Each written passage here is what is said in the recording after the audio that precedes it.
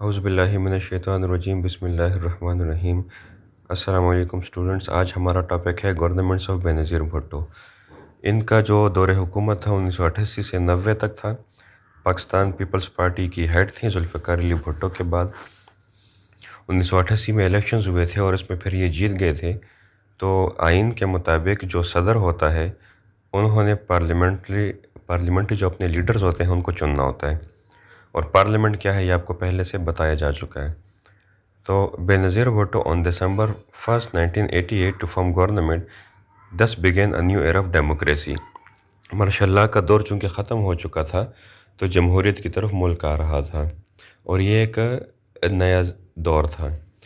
اور بینظیر بھٹو نے prime minister وزیر اعظم کی حیثیت سے 2 دسمبر 1988 کو حلف اٹھایا تھا، اور اس کے پھر 10 دن بعد پھر انہوں نے ووٹ آف کانفیڈنس پارلیمنٹ سے لیا۔ ووٹ آف کانفیڈنس یہ ہوتا ہے کہ پارلیمنٹ میں جتنے بھی ممبرز جیت کے آئے ہوتے ہیں وہ پھر اپنے رائے کا اظہار کرتے ہیں اور اپنے وزیر اعظم کو، اپنے بڑے کو چنتے ہیں۔ تو اس میں بینظیر بھٹو کو انہوں نے چن لیا تھا، اور یہ پہلی دفعہ تھا کہ خاتون وزیر اعظم بنی تھی، خاتون ہیڈ بنی تھی کسی بھی ملک کی، اسلامی ملک کی۔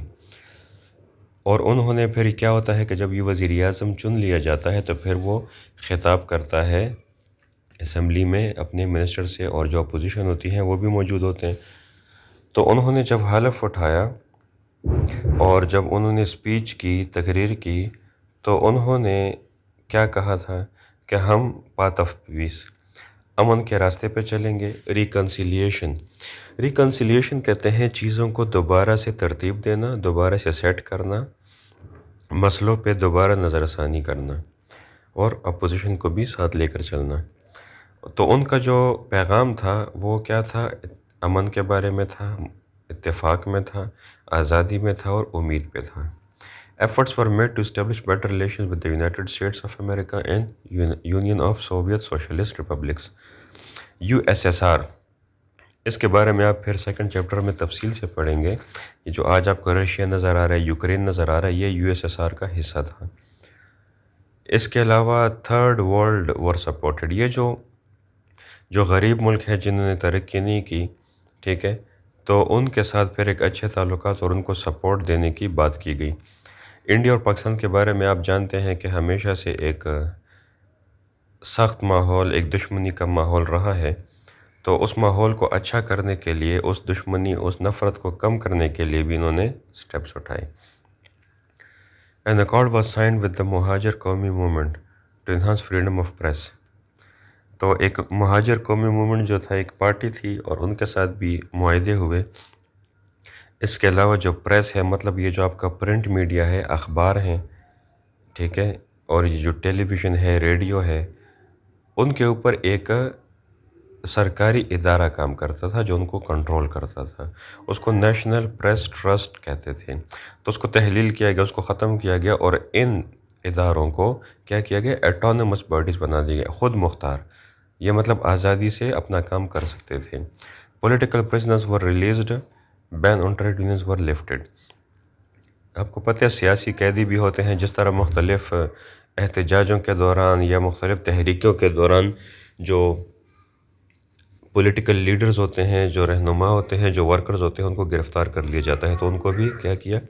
رہا کر دیا گیا تھا۔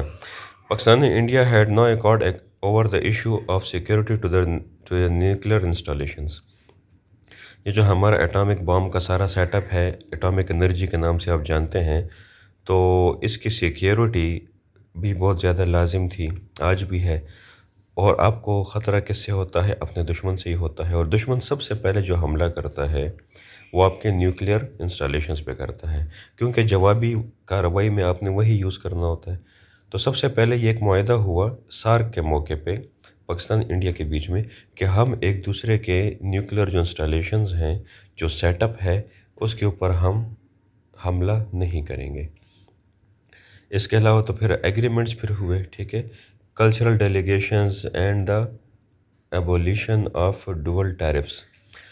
تو ثقافت کے معاملے میں بھی ایک دوسرے کے ساتھ کیا ہوا؟ ایگریمنٹس وغیرہ ہوئے۔ اور پھر 23 April 1989 Benazir inaugurated the commencement of People's Work Program in Peshawar. Inaugurated مطلب انہوں نے افتتاح کیا، انہوں نے کس چیز کا افتتاح کیا؟ پیپلز ورک پروگرام ان پشاور. اس پروگرام کا مقصد کیا تھا کہ یہ جو ثقافت ہے، یہ جو معاشرہ ہے، جو فلاح و بہبود کے لیے کام کرتے ہیں، ترقی کے لیے کام کرتے ہیں، بالکل گراس روٹ لیول، مطلب بالکل زیرو لیول سے، یہ جو لوور کلاس کے لوگ ہیں وہ کس طرح پارٹیسپیٹ کر سکتے ہیں سوشل ایکٹیویٹیز میں، وہ پشاور میں انہوں نے اس کا افتتاح کیا.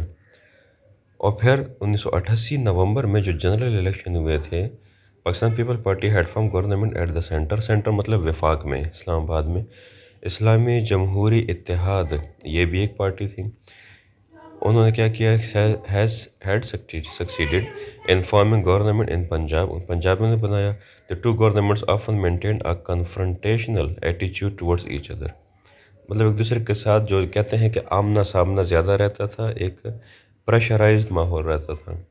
تو 6 اگست 1990 کو جو پریزیڈنٹ تھے Ghulam Ishaq Khan dissolved the National Assembly on charges of corruption, misuse of power and the undermining of democratic norms. Ghulam Mustafa Jatoi was appointed as the caretaker prime minister.